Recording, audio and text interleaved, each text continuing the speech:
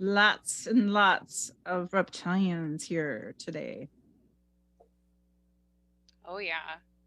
They have a lot to say, and they're ready to answer your questions.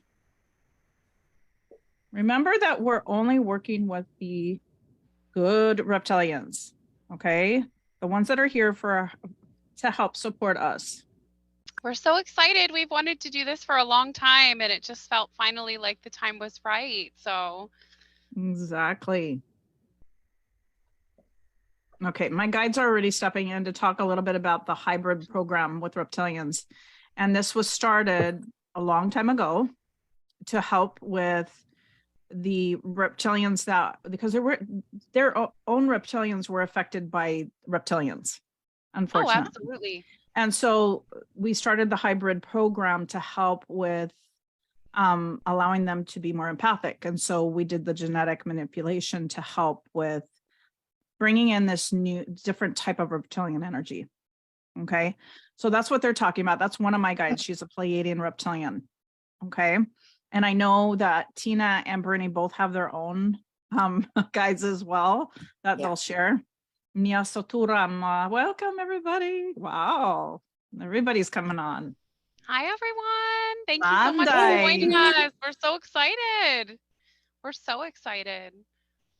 We have to get out of the fear-based programming that all of them are bad. Okay. Absolutely. Remember that when you feel that way, it's a fear that you're concentrating on, not love. Okay.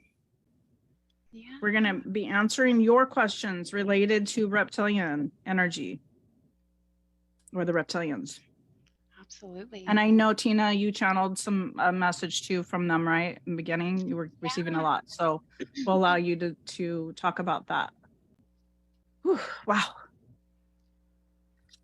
They're coming in hot. And I'm feeling everybody coming in too. So it's starting to really get hot in here.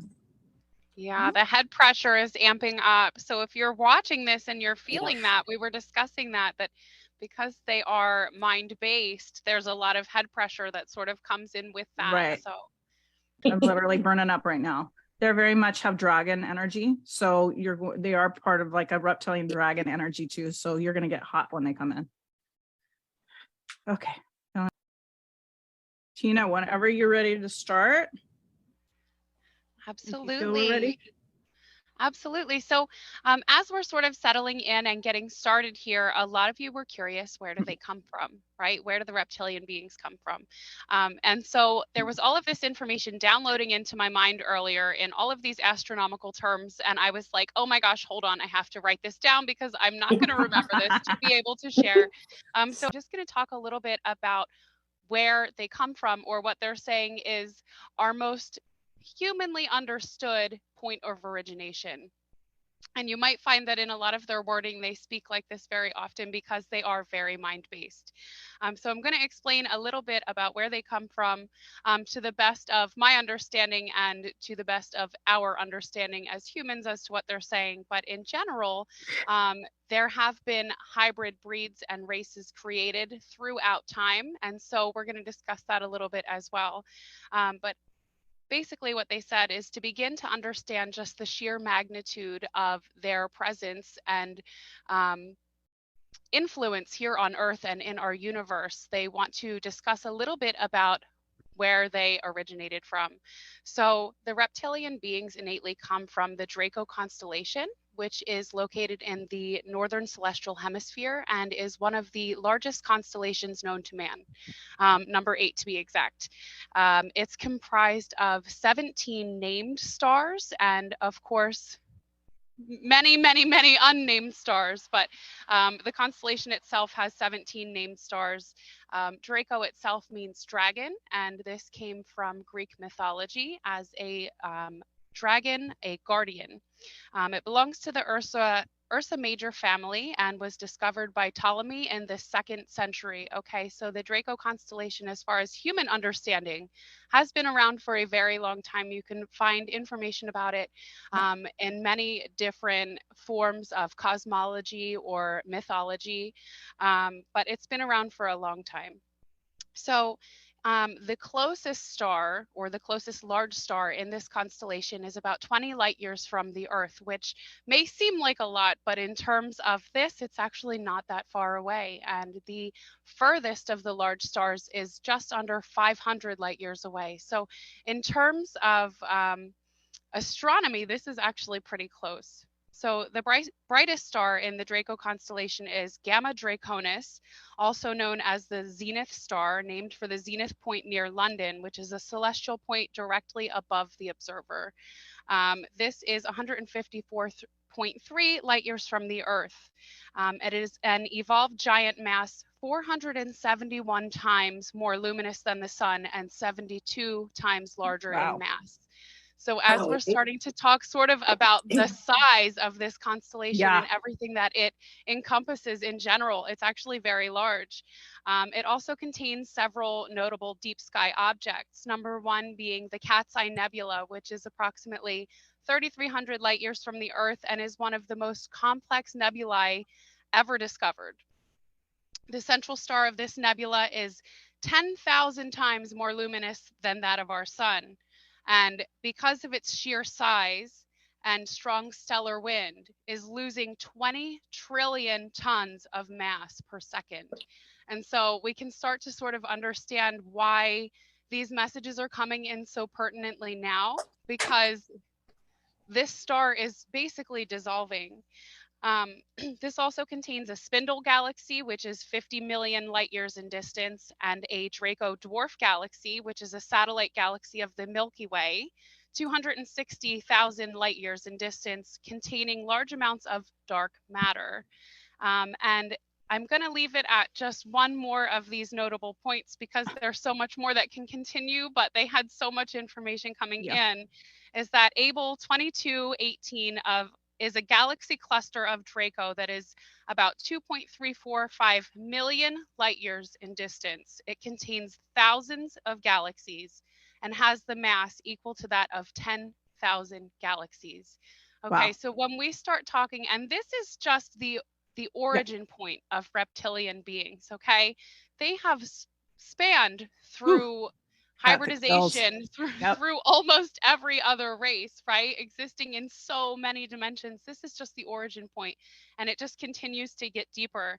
And something that they wanted me to note about this last one is that this galaxy cluster was used as a gravitational lens to find the most distant known object in the universe, a 13 billion year old galaxy seen from Earth, as it has appeared only 750 million years after the Big Bang. Okay, so if we're looking at linear time, they've been around for quite a while. Yeah. And with that being said, that's enough scientific fact, but I just wanted to put it out there for the human mind. Did you guys get all that? Did you take your notes? We're going to ask questions later. I didn't absorb it all. But thank you for sharing all that. That's why I wrote it down. Yeah. There's no way. But they did tell me, just to kind of bounce off of what you're saying, as they did tell me that they've been around forever. And so they're very well known throughout the galaxies. Absolutely. Okay, so that was one of the things that they wanted to stress, that they've been along for a long time. Okay. Should we open up the floor for questions? Absolutely. Okay. I know you have some questions. Yes, I do have some questions. If you want, I can sort of go through them. And if people have questions, they can drop them in the comments, whatever feels best. So if you have any questions you want answered, please drop the question. Yes, please drop them in the comments. We're going to get to as many as we can, as many questions as we can. Okay, so the first question that I have is, are you reptilian starseeds or are your guides reptilian?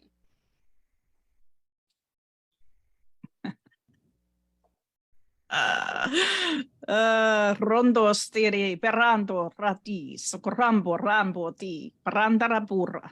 Many of us have been reptilian or experienced being reptilians. So you have to feel that within your heart space if you've been one of them. Okay.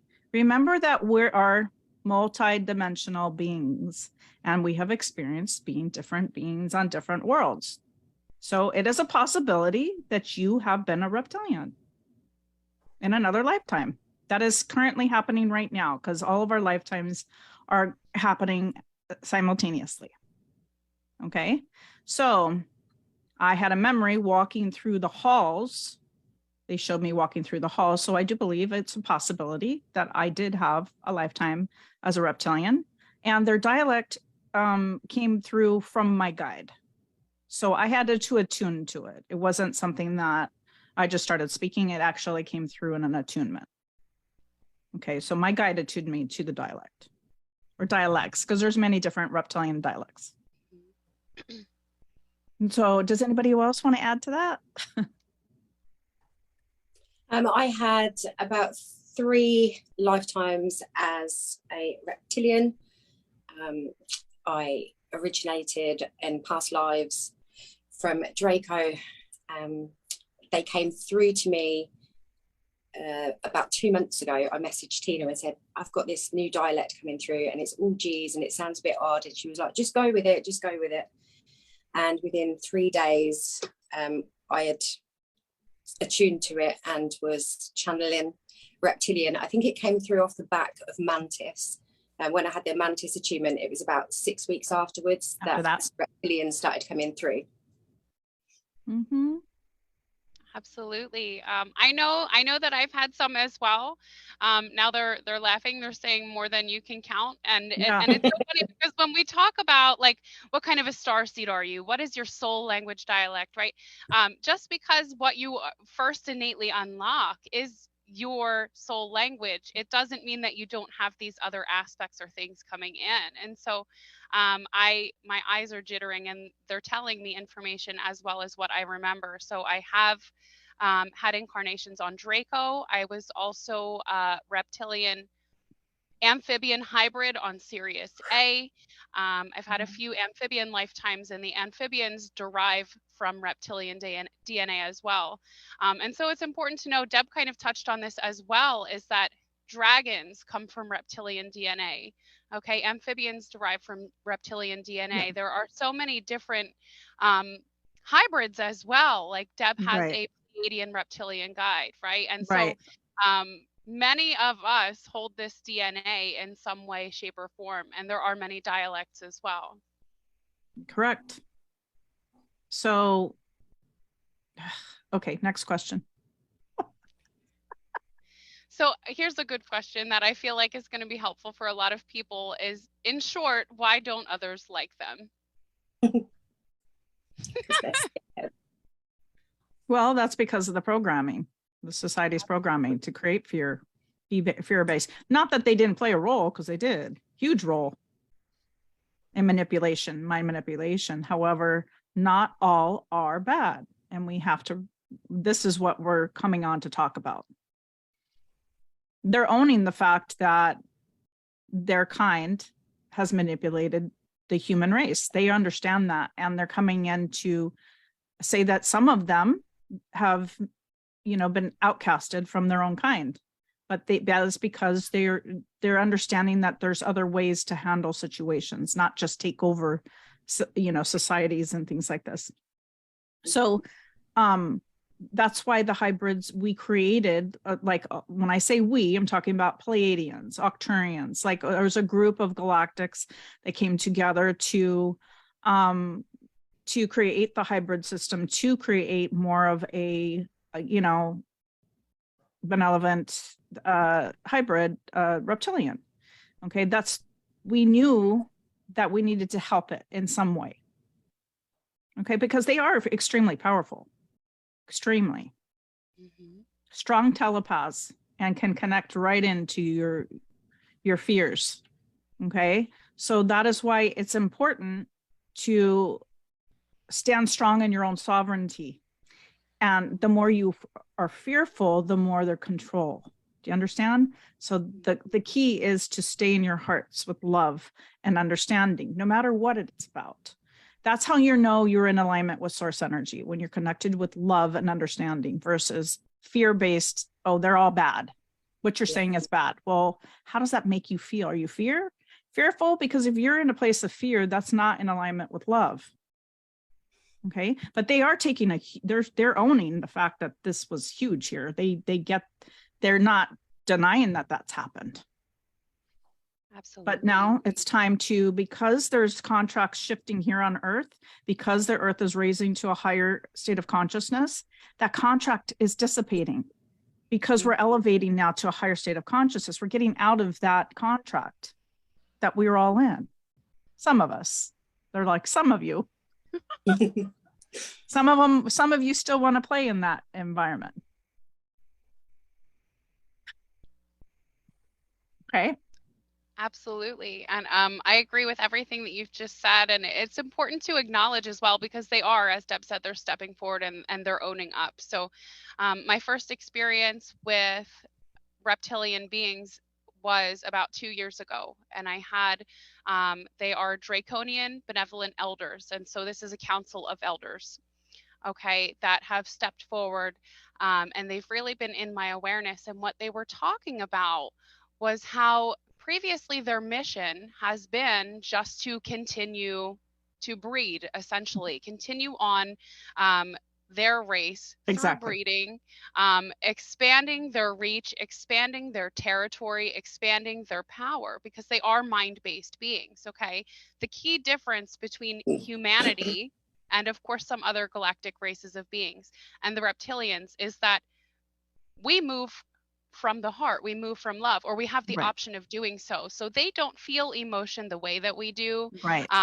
Love and spirituality and sort of like gray area things, they're not in their awareness, because it's very much so like a computer, like a processing system. They call their minds an advanced processing system. And so, but they are owning up to yes, there are a lot of things that you will read. Yes, some of it is fear-based and fear-mongering, but a lot of it does have truth in it. So throughout history, there have been many galactic wars. There have been many areas that have been taken over by the reptilians because their mission at the time was to expand and expand their reach. But they are— that's all they cared about, really. Yeah, they are owning even up to it. They weren't very loving to their own offspring either. It was just, you're there and now, we're breeding. Exactly. Exactly. That's just how it was. So it's just how their kind works. Yeah, they're definitely more intellectual mind-based than they are heart-based. Yeah, exactly. Not very, I can't feel them connected, except for my hybrid. She is. But some of the other ones that I feel around us right now are very just here. Right. Okay. Right. And that's why many other races of beings from different star systems, or even people that resonate as a star seed from, say, Pleiades or Lyra or somewhere else, might have this fear regarding these beings, because you might have in your memory, in your galactic memory, in your soul's history, remembrance of these times. It wasn't beautiful and lovely. They were coming in and they were dominating. They were, if they wanted that space, they were coming in and they were taking it. Key example would be Lyra. Okay. They have been around for a very, very long time. But what they've explained to me is that their mission in this way has sort of shifted, because the benevolent elders, they're realizing that because the consciousness of humanity and alternate beings has raised, right, the way that we are moving is different. And things are raising, people are questioning, they're embracing spirituality, they're embracing their hearts, they're moving away from that mind-based movement.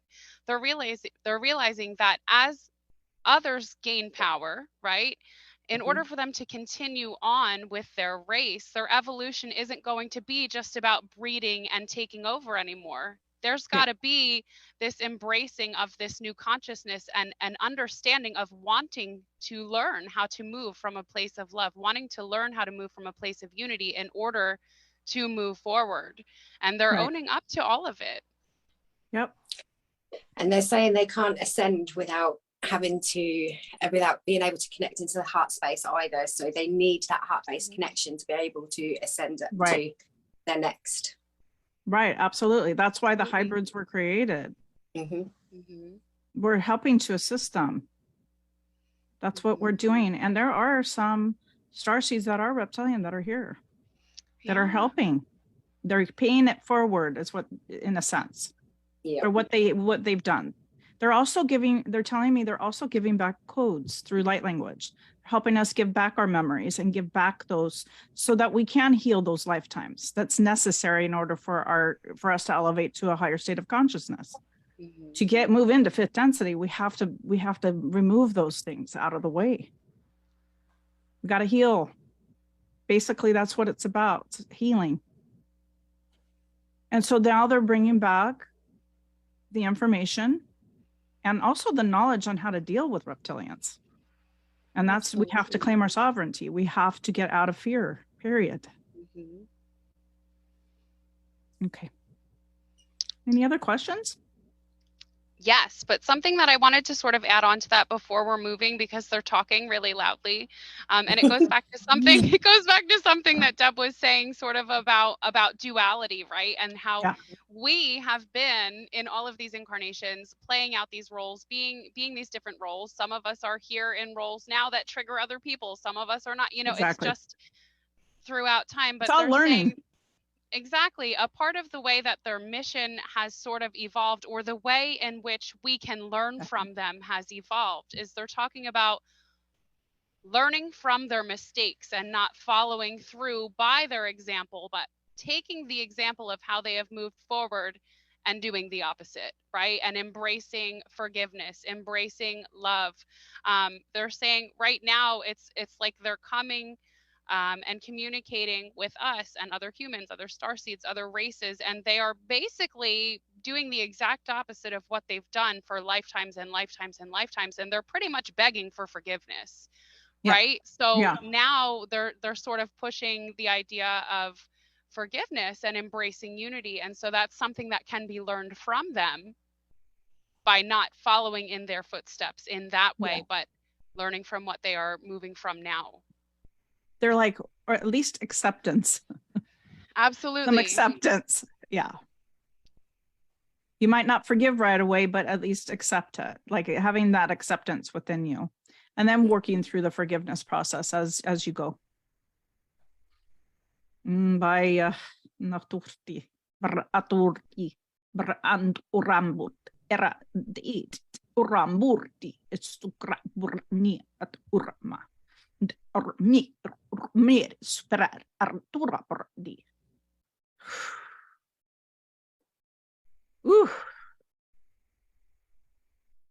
They're hoping that we can open up our hearts and forgive. That's what's coming through. They made me very emotional with that.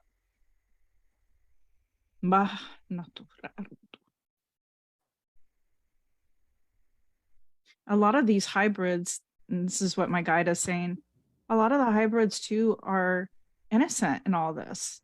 And so they get judged because they're a reptilian, and they really do have, you know, abilities to help us. And that's what they were designed to do, was like share this other part of themselves that they now understand that they didn't before. Right. So they're very grateful for us doing this event today, because not everybody wants to talk about this.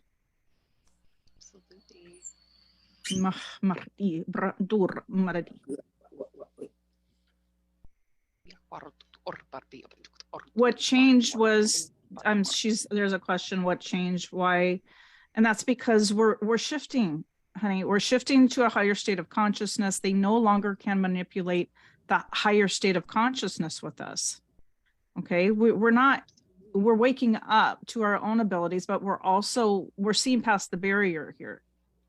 Okay, we're starting to claim our sovereignty. And so the contract is now ending with the learning lesson that's associated with Earth. Okay, we're shifting. That's what this whole ascension is about. We have been in that, you know, space for so many years, and now that contract's over. Unless you want to continue living in that contract, that's up to you. But the majority of us are shifting. Right.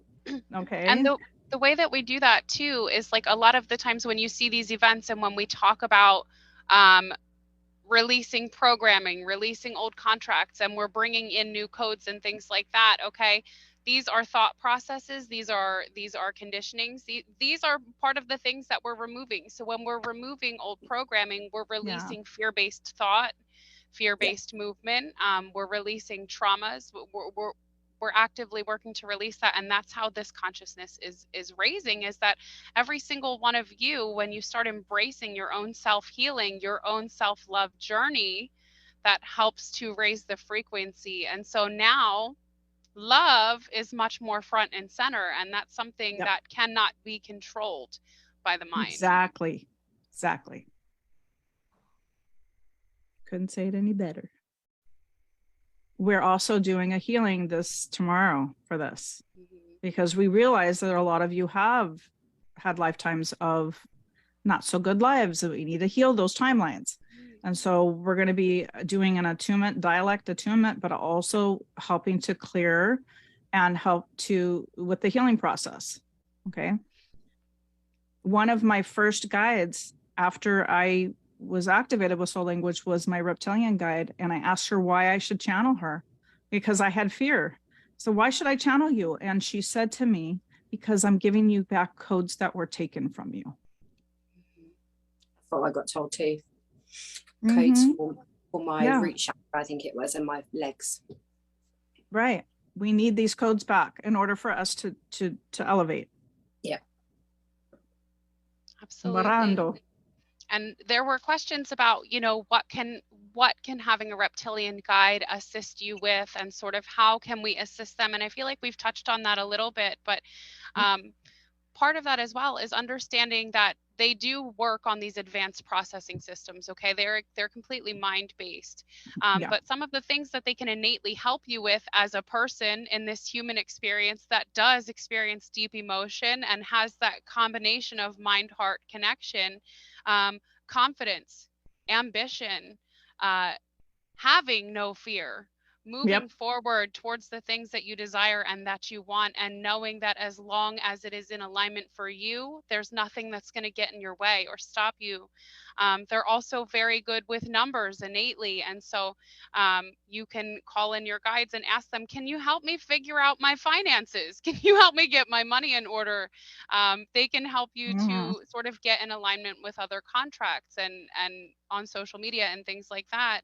And the way that you can help them the most is by embracing, accepting, and sending them love. And one of my first interactions with my reptilian guide was that we embraced one another, and I just sent as much love as I could from my heart into his being and allowed him to feel that.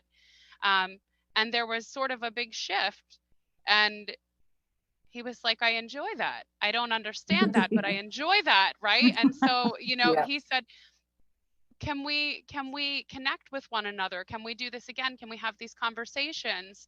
I can offer you protection. I can help to shield your energy. I can help you to sort of get yourself organized if you can help me to understand this emotion of love and this feeling. So we all have something to share with one another. Absolutely. It's strange. My first one of my first interactions with my reptilian guides was they guided me to watch what's it called, the reptilian program X. Is that what it was? The one that was on in the 80s, and it was where the reptilians came in, and so they had me watching that to go in, and I think that was to help me release all of the fear-based, because after that we were connecting through the heart space. So my female guide, Chiri, she connects through my heart space, but when Seb, my male guide, comes through, I just feel him in my forehead. And then my Arcturian reptilian, when she comes through, she's my protector, and I just feel her all in my back, like she's standing behind me, guarding me, kind of thing.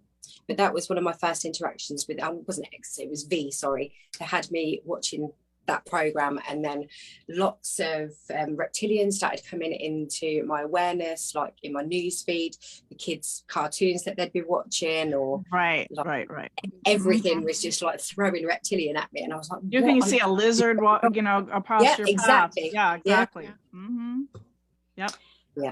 So they definitely come in and get your attention.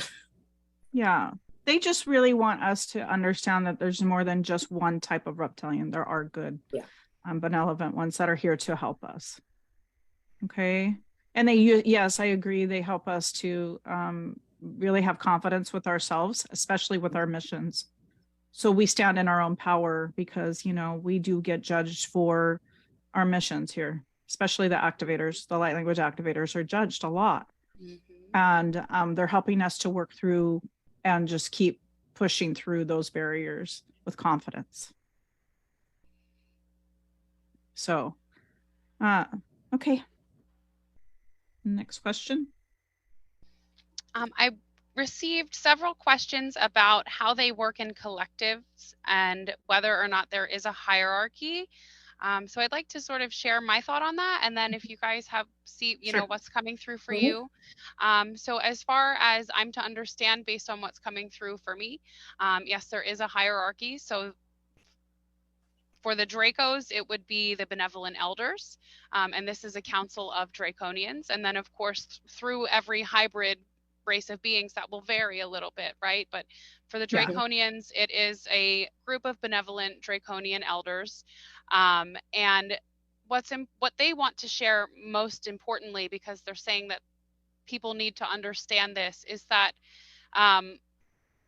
well, I guess what you would call lower level energies, right? And this is going back to those reptilians or Dracos that may still be in the multiverse, that may be incarnating on Earth now, that may be showing up in certain things, is that those that are going with the old narrative, that are following the old mission, do not have the support of the elders anymore. And so, as Deb was saying, they are being turned away by their own race. And they're willing to do that in order to embrace unity consciousness and ascend and evolve the consciousness of their race. And so it's important to know that these more forceful, or what you would call lower level energies, do not have that protection anymore. They're not being embraced. They're sort of being outcasted from their own society. Yeah, exactly. And the elders, I'm going to explain how they look, because I've walked down the halls with them on the sides of me, and I approached one that was wearing like a burgundy robe. No, I'm talking about in meditation, you guys. You're kind of astral to this memory. And he had a burgundy robe on with, like, I don't know, like beads like hanging down on the sides. And he looked just like a Godzilla. That's how I can explain what they look like. They look exactly like Godzilla. I don't know how else to describe it, but that's how the elders look. And I felt very calm when I was walking through there. I think that I had a lot of respect for them as I was walking through to talk to them. So, and I don't really know if I was a reptilian then, or if it was just me as a Pleiadian back then. I just know that I was in conversations with them. And we got a lot of, this is what I'm hearing from the Galactic Federation, that we got a lot of how to work with reptilians that were outcasted from the elders, on how to understand and work to control those societies that were being taken over. Because there was a lot of that going on. Yep. Okay, I hope that makes sense. But yeah, they look like Godzilla. And if you go back to old Japanese movies, those Chinese and those movies with the Godzilla coming through, okay, that of course they're not that huge, but they are monstrous. They are big. They are large. Okay, and then we have hybrids that look like this. They're a little different. Yeah, my Arcturian reptilian is kind of a bronzy, rusty color, and looks a bit different than a normal reptilian. Right. Right. Okay. I love this.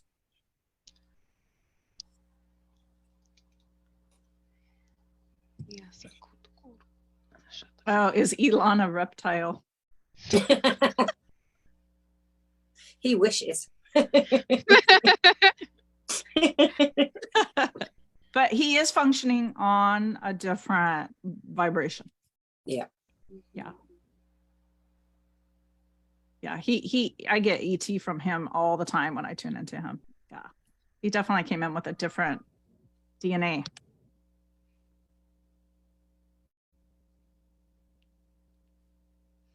So what can anyone tell me about what what they're seeing or what they're being told or shown as far as what kind of technology they're using. And if they're using AI. So there were a few questions about what kind of technology they use and whether or not they use AI. I think they use whatever they can.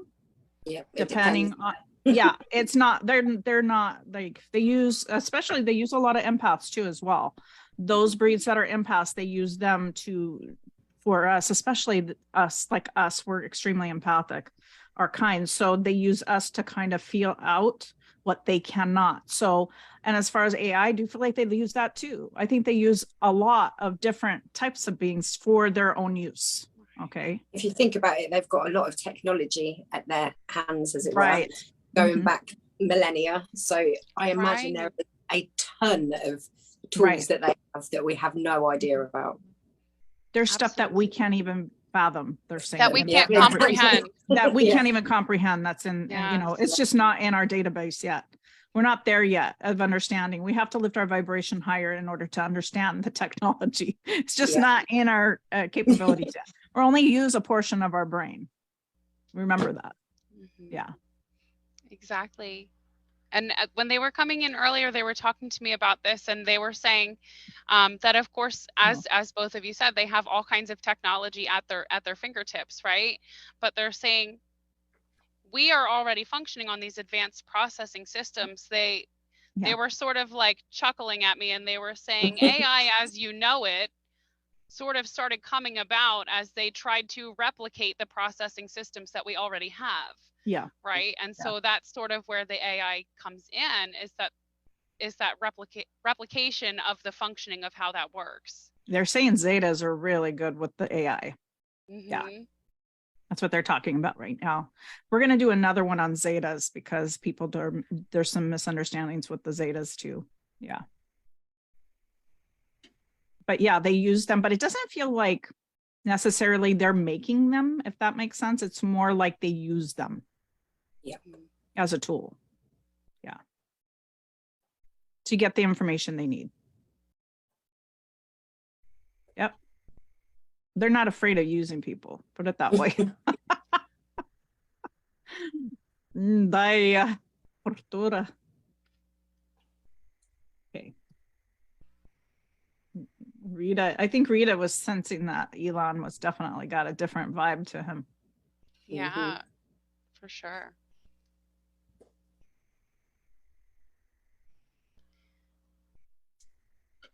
Yes.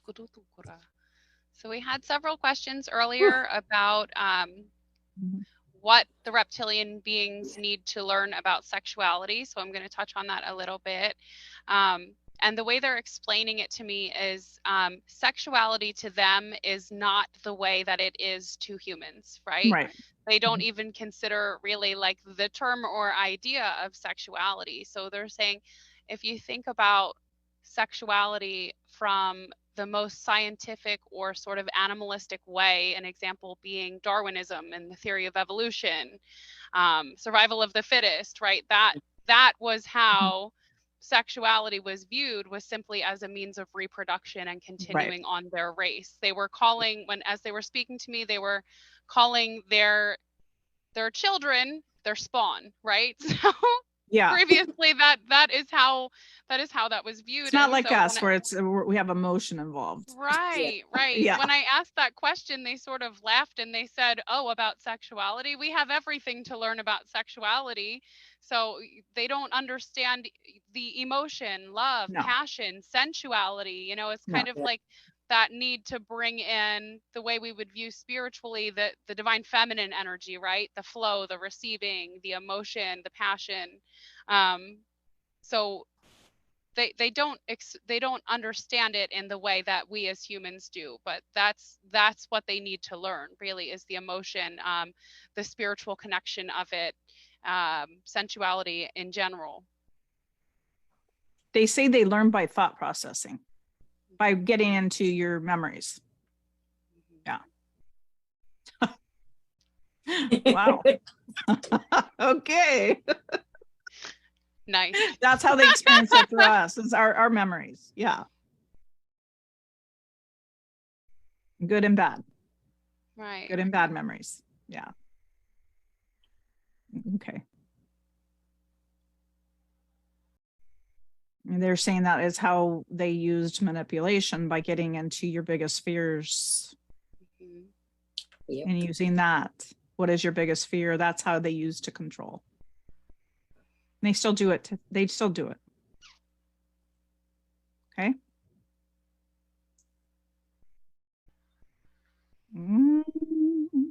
But that's how they roll. This is just how they work. It's up to us not to fall for it and not to give our power away. Yeah. Yes, exactly. Discernment, using your discernment, setting your Yep. boundaries on your own channeling, on your space. Yep.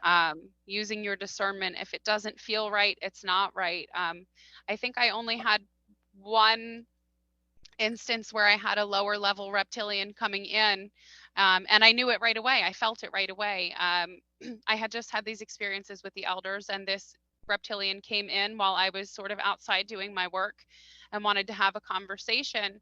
And so I enticed it. I set my boundaries and I enticed it. But I knew within the first moment that this was not a conversation for me, because they sort of immediately shifted to, how dare you think that you could understand our consciousness? You could never possibly process. And I immediately was like, okay, get out. And I pushed them out. And as I pushed this energy out, it was kind of laughing at me, but it has never been back. Right. So using your discernment, if it doesn't feel right, then it's not right. And exactly. Some things that are in alignment or right for some people, are contracted or make sense, don't for other people. And it doesn't mean that it's right or wrong, good or bad. It just means that it's not necessarily meant to be in your awareness. Yeah. So but you have that. You have the Yeah. power, though. You hold the power to get them out of your awareness. You just have to tell them to go. I had some that were bombarding my space and earlier, and I said, oh no, you're not doing that. Nope. If you want me to do this live today, I said, I'll cancel it. I was like, oh, I won't be involved. I said, if you can't respect my boundaries, okay, you have to tell them what's allowed and what's not allowed. And if they're not listening, you use your other guides and call on help. Hey, I need some help here. You need to address this. As I said, I'm only going to be channeling my guide, my hybrid. Although they are chiming in. But at least they're respecting being out, because they were just, we have to remember that we have to really feel out energetically these beings that we channel. And I always feel them out first. Ooh, is this somebody I want to channel? But, there's a discernment and a learning lesson, even when we're channeling these lower vibrational energies, as we call it, whatever. There is definitely a learning lesson here for us with our ascension. And we have to understand discernment. It's huge. You can't just bring in whatever you want. You have to really feel it out. I ask for an energetic signature, and then I feel out the energetic signature. So as I was saying earlier, Seb, when he connects with me, I see a big reptilian eye. It moves all around my head, and then I feel his pressure in my crown, and I know that's him because that's his energetic signature. With Cherie, she connects in through my heart, but she also cups my face like this. So yeah, it's definitely helpful. We all have symbols or energetics, something that helps us to better understand what guides are coming in. And me, I'm a feeler, so I feel it right away. I can feel their intention, and that comes with the more you work with these beings and different calibrations and attuning to these different dialects, the more you're going to understand about them and who they are and what they bring to the table. I think Claire says that's why a self-dialect is so important. I would guess. I think once you're activated with your soul language, you know who you are. It really helps you to understand who you are. And then also bringing in your guides and understanding who's on your team and who's helping to assist, and calibrating to those guides. They each have something powerful and something unique to bring to the table. They're all different. They all specialize in different things. Bondo. I'm sorry, Tina, you had another. No, it's okay.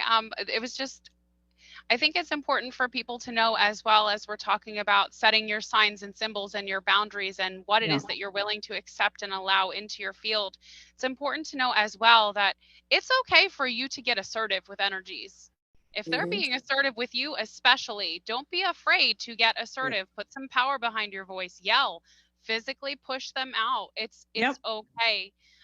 Your guides and your team and spirit wants you to be authentic, right? So don't feel like there's a specific code of contact or conduct, like I can't communicate with them in a certain way.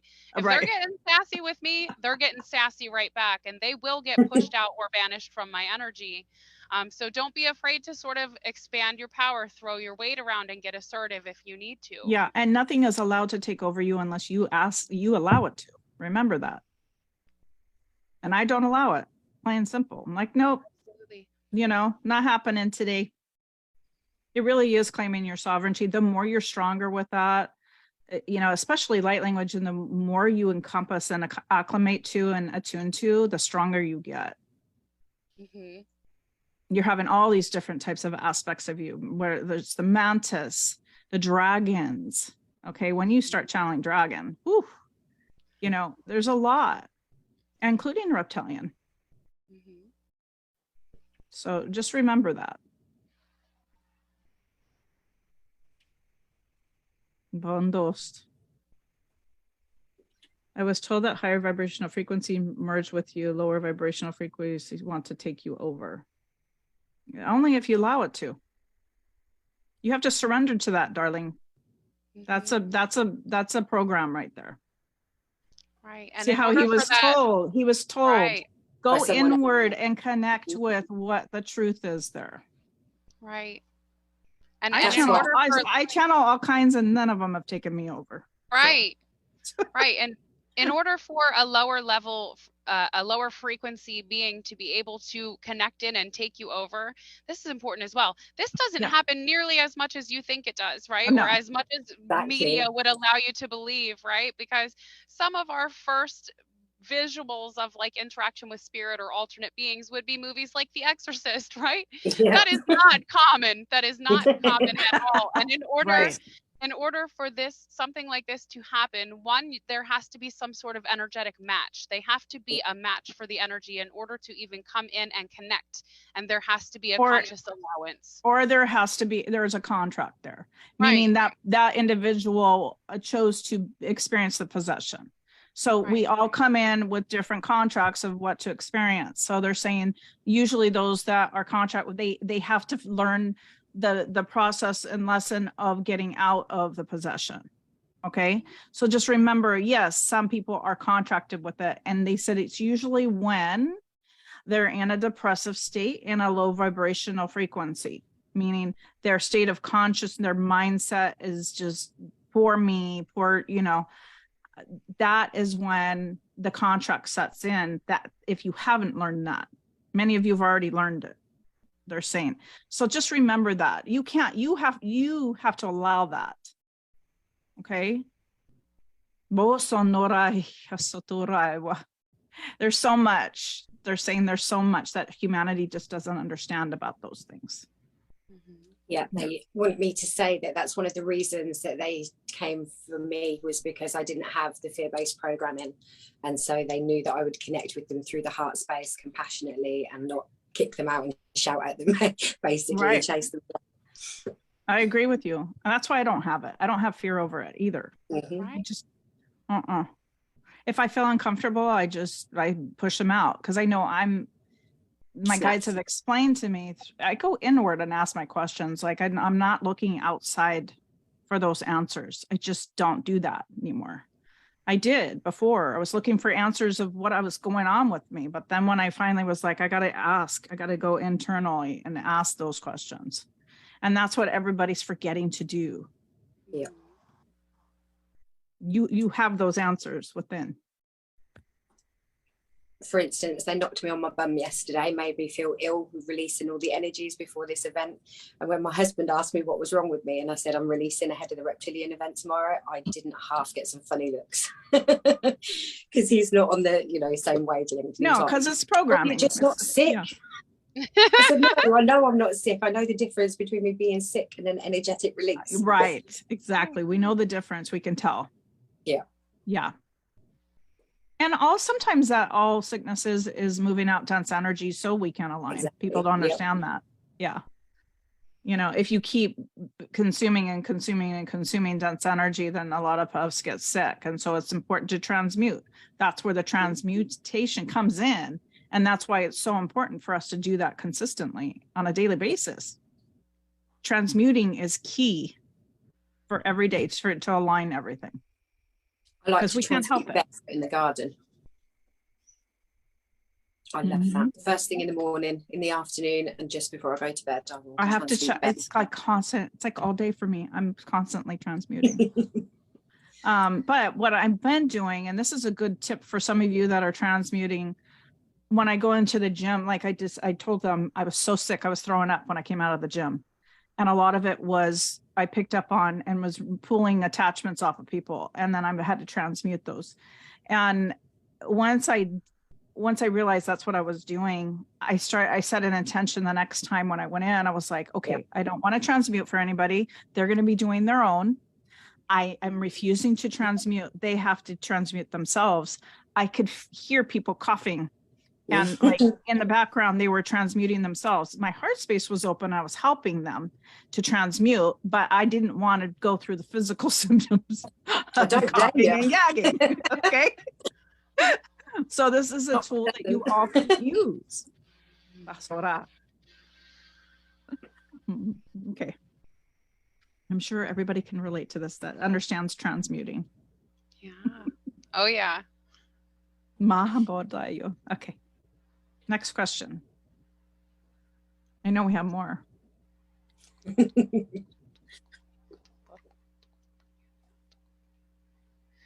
I feel like most of the questions that I had written down, we sort of answered in our conversation.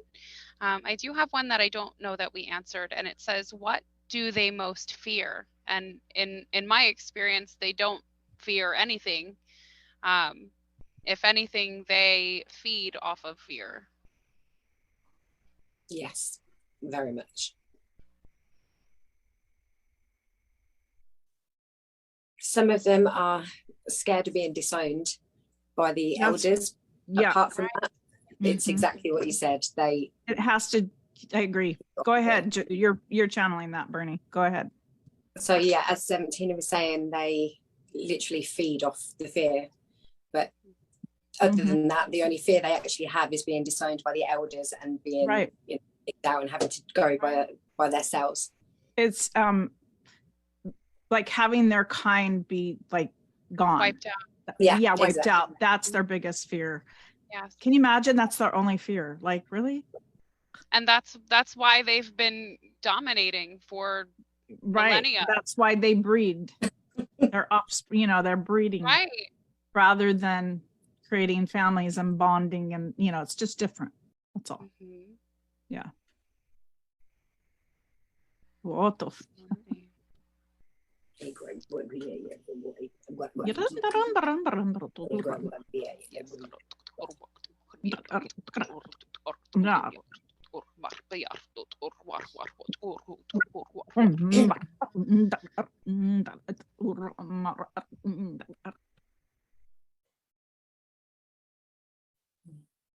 Okay. We have any others? We're definitely going to be doing I don't know if you guys picked up on that, a healing of some programming. And I don't know if you guys picked up on that. Okay. Are we done, or do we have any more questions? I feel like if anyone has more questions, please feel free to drop them. But I feel coding coming. So if I do too. I think we need to go with the coding. Yeah. If you're open to this, if you're not, bounce out. We totally respect your boundaries, but we're going to be inserting whatever is needed for you all to clear, because I'm feeling some clearing here as well.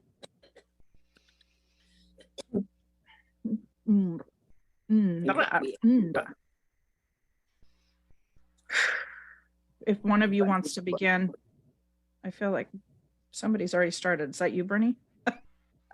Yep. Go ahead. Bravo.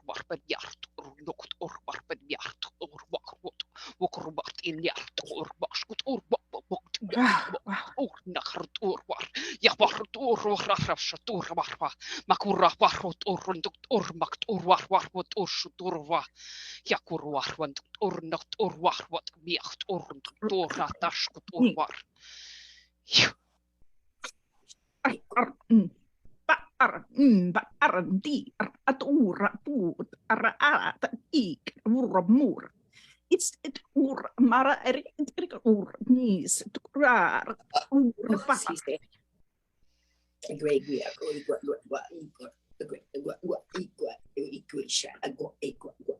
not here.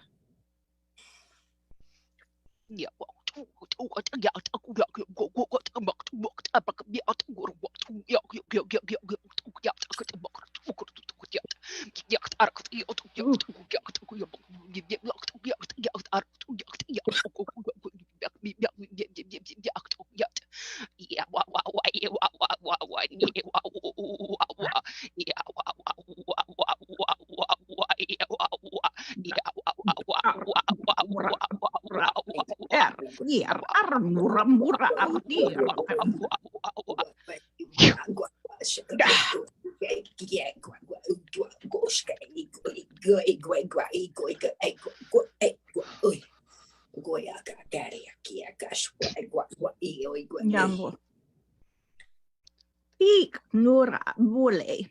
P alal turambo. P arrera di rarndurabidi. Tur. Sa ibiri. Sata ar ndurpa aturamburati per tukurap.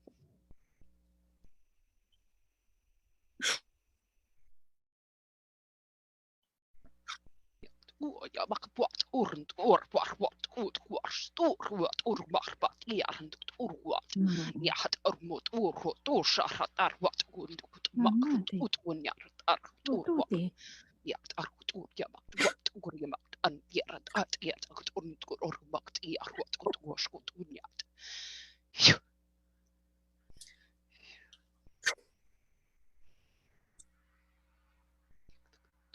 They're really moving that fear-based program out. Yeah.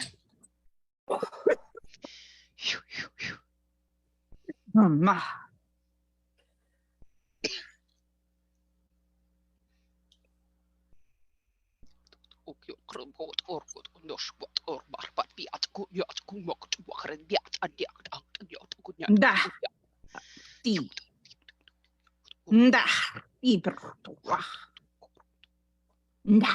Di te kartik tu kor mur di artu.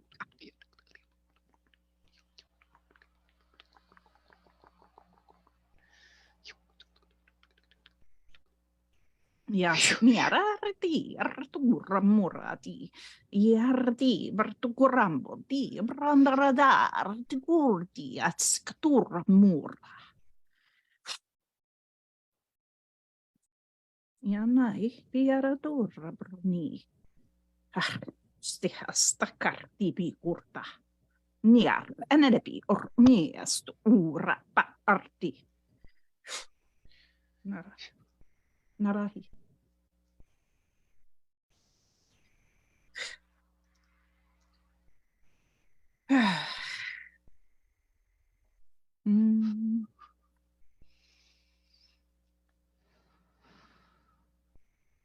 Nandan ratarandurundi.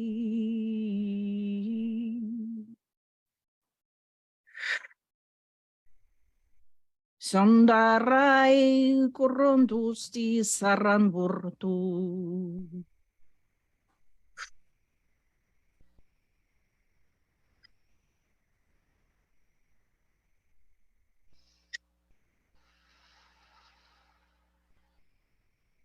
Pandua satu shataya rutu warba kutunda arba nyata wakwa maktunya shataya rutu warba ya horutura marwa ya waktu waktu kutua matia randa tu kurwa makatia parutu rutua ya kutuna marutura wakuna sataria tatu ya kwa mat undwa ktana shintia kurutu kura wa nya baktun watua.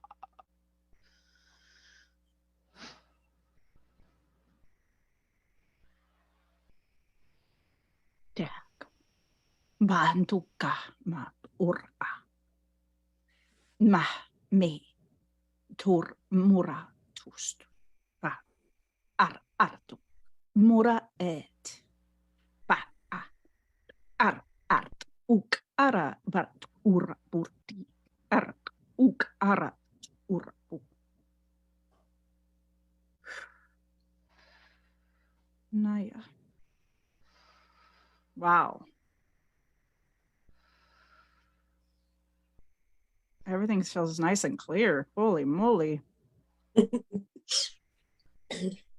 We just moved all that programming out, guys. Feels awesome. My hands are on fire. I don't know about you guys, but my palms are like on fire right now. You Lots too? of movement in the lower centers, the heart, the mind, Definitely. removing fear from the root, doubt from the solar. Feels good. Feels amazing. And if you notice, there was different types of dialects coming through. We have so much support.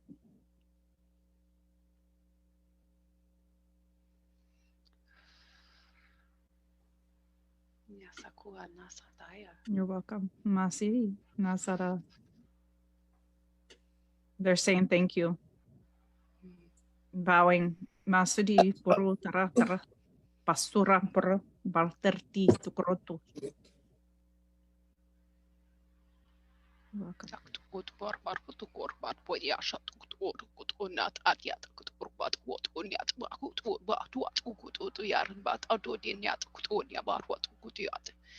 They've waited a long time So to be thankful. heard and seen and just have this open platform and be accepted.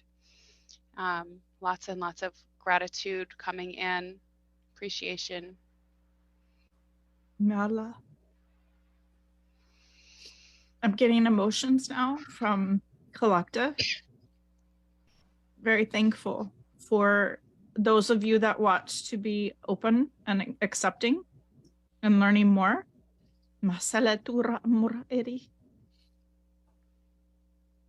Wow. So much love. And appreciation. That's all they wanted was some acceptance, especially these hybrids. So tura mori si seri mora.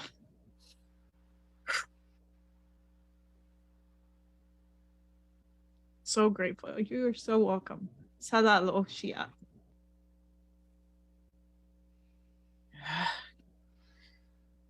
Making me cry.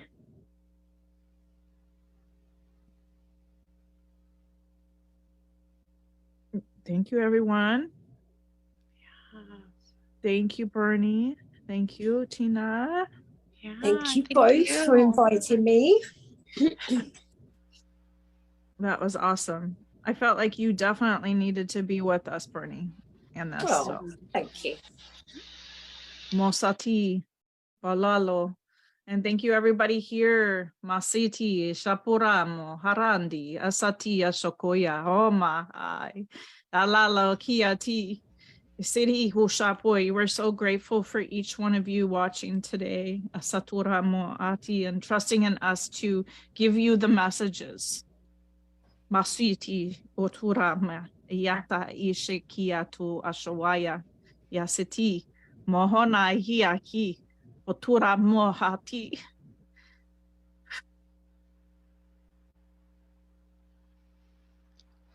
So they're bringing up that we are currently at a level density, that nothing is going to stop our ascension now. We're at the consciousness level that humanity is needing to finally make it through. And I got these answers the other day, and they're confirming that we have outside help that wasn't contracted in the beginning, but is now wanting to help assist humanity. And so there's lots of new support coming in for us. So I am feeling very thankful for that in this moment. Yapura moharati.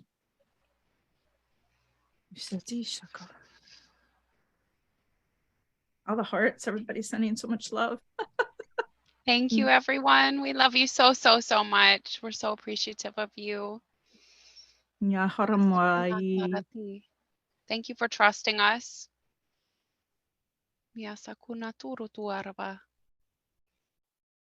Thank you. Masi. They're shifting now. Stepping back. Yeah, I could feel them stepping back. Everything feels lighter. Ooh, wow. Breathe, breathe. Breathe, everyone. It's been intense the past couple of days for us. Oh, yes. If you're wanting to get on the event tomorrow, Tina and I are doing a clearing, but also an attunement to the dialect. So if you're wanting to get activated with the dialect, as well as clear some unwanted energies, programs, experience, maybe from different timelines, we're allowing you to set your intentions of what you would like for that session. And we'll bring in what's needed. Okay. So if you want to be calibrated and speak the dialect, we're here to help you. Woo, makayo. Nyahara norai sitishi. Energy hug right back to you. Maho asati. I love you guys so much. Thank you, everyone. We love you so, so, so much. All right.